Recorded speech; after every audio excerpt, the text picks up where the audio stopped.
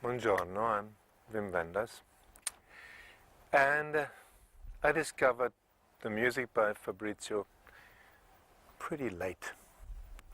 I must say, considering how much it meant to me, I'm really sorry now that I was a latecomer. But I actually discovered it in 1984 with the release of Creusa de Mar. I did not know his music before, and I got to know it because of my brother.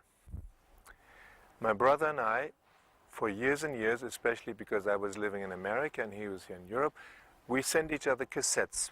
Every week he would send me a compilation of what he was listening to, and I would send him one from me. We had this compilation correspondence. And one day I heard this song, Creusa de Mar, and the name in the little handwriting of my brother, Fabrizio De André. I did not know anything else. I did not know.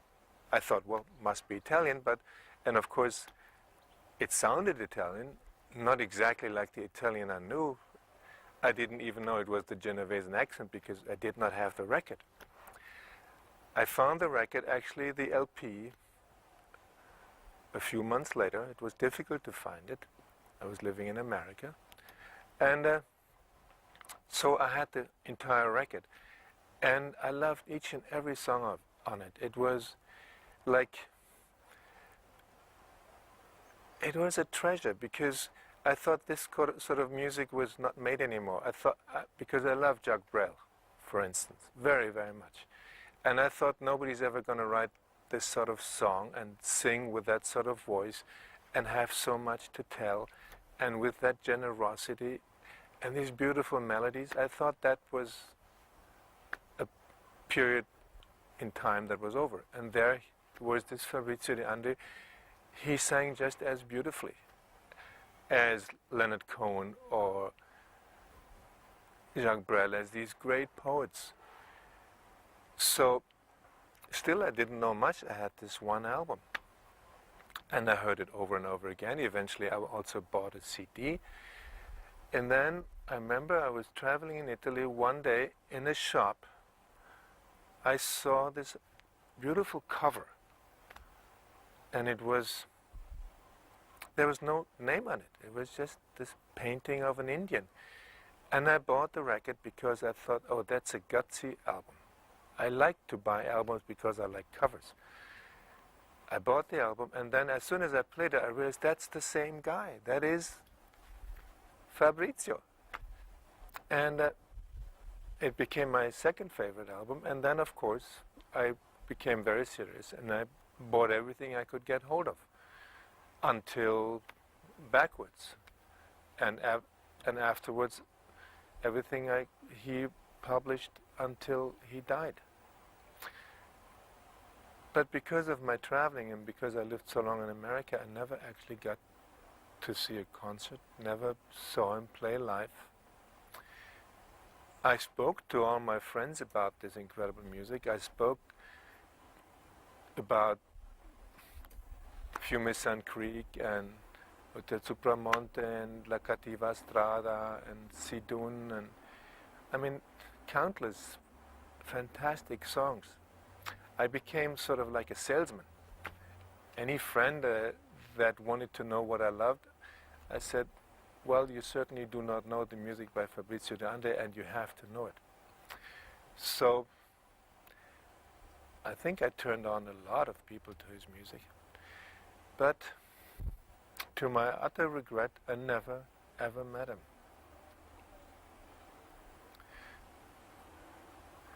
There is such an incredibly beautiful sense of melody in his songs.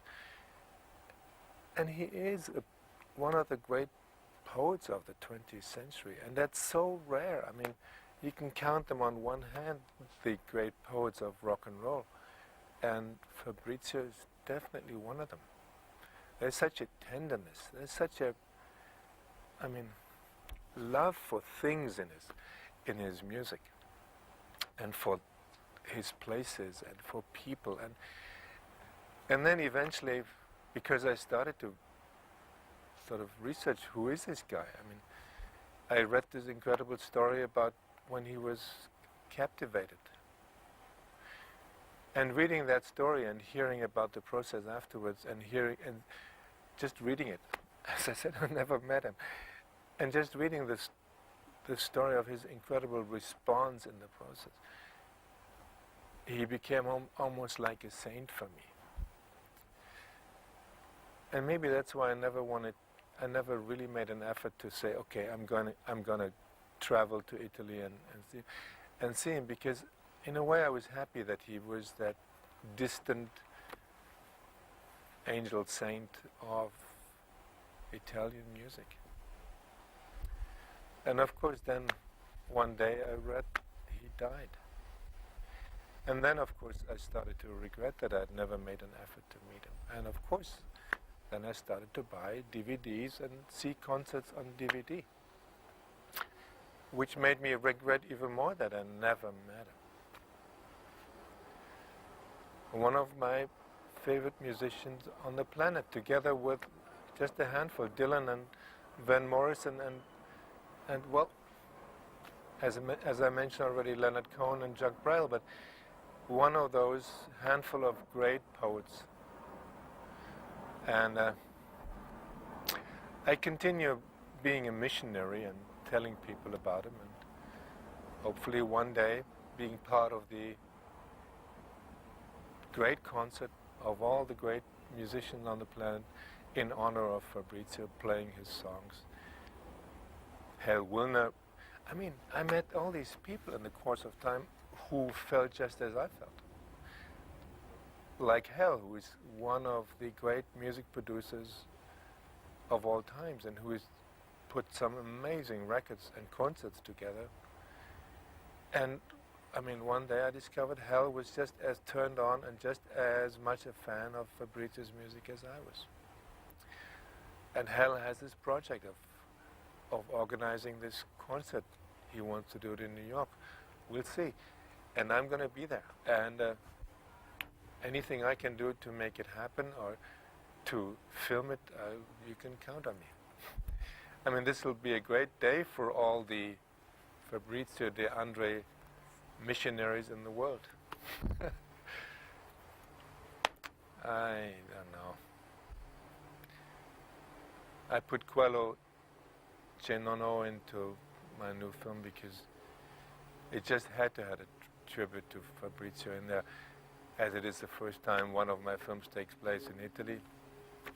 Couldn't do it without an homage to Fabrizio's music, and this song just fitted so nicely and so ironically, and can't even imagine the film without it anymore. So I hope I see all of you at that concert. Take care.